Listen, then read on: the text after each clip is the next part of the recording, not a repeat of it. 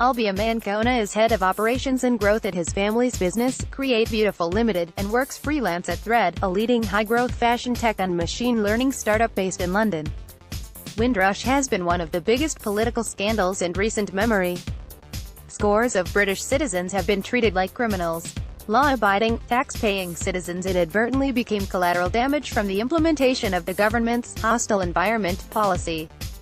Many BAME voters might see this as a reason to turn their backs on the Conservatives, but the scandal, and appointment of Sajid Javid as Home Secretary, has had the opposite impact on me. It highlights why now, more than ever, more BAME Britons need to vote blue. Every government in British history has implemented policies that have disproportionately adversely affected BAME people. This includes colonialism in the 19th and 20th centuries, joining the European Economic Community in the 1970s, and the hostile environment implemented in the 2010s. Policies like these have consistently harmed the rights of BAME people, globally. We need more than the reductive arguments of left versus right, a unifying purpose that we can all rally behind. That must be the consistent and continued progression of BAME rights in this country, to ensure that scandals like Windrush remain confined to history. Office for National Statistics (ONS) figures show that 64% of the white electorate, compared with 53% of the BAME electorate, voted at the 2017 snap election. When we consider that 87.7% of UK residents are white, the reason why every government in British history has been able to disregard us becomes obvious. There aren't many of us, and too few vote, so is it surprising that successive governments haven't made an effort for BAME Britons?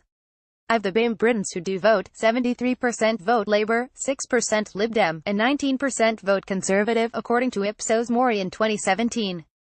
Thus, BAME Britons shouldn't be surprised that Labour have had a marginally less bad BAME offering than the Conservatives over the past few decades. We don't vote, and when we do, we vote Labour and get rewarded by having Diane Abbott appointed as Shadow Home Secretary. We deserve more than slightly less bad when Labour is in power. As BAME voters, we need to engage with politicians of all creeds.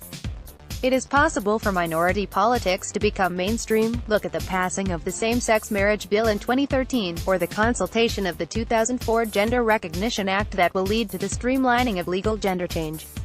This is despite the fact that ONS figures reveal that just 6.6% of the UK population identifies as sexually diverse, and the gender identity research Conservative support has made LGBTQ rights mainstream. This proves the same can be true for BAME rights. If we want what the LGBTQ community has, we are going to have engage with politics as they did, and that means supporting, voting for, and even joining the Conservative Party.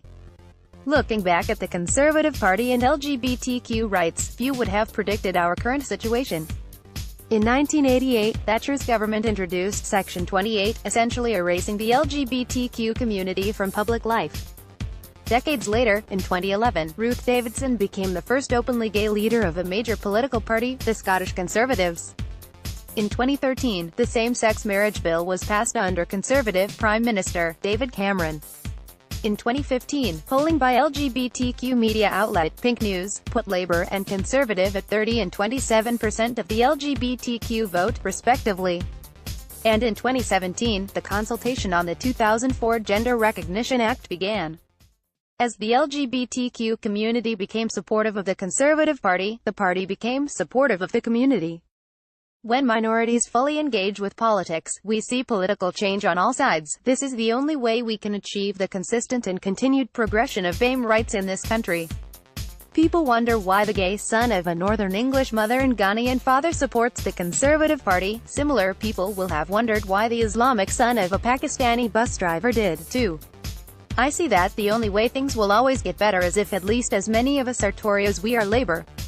The Conservatives aren't perfect, but if, like our immigrant ancestors, BAME voters have the individual agency and aspiration to seek to change their circumstances, if they believe that hard work, employment, and enterprise leads to prosperity, and if they reject the notion of narrow identity politics that keeps people confined to stereotype and expectation, then any BAME voter can confidently support the Conservative Party. BAME Britons must begin seeing our ruling party as a tameable beast, and the appointment of Javid proves that engagement yields results.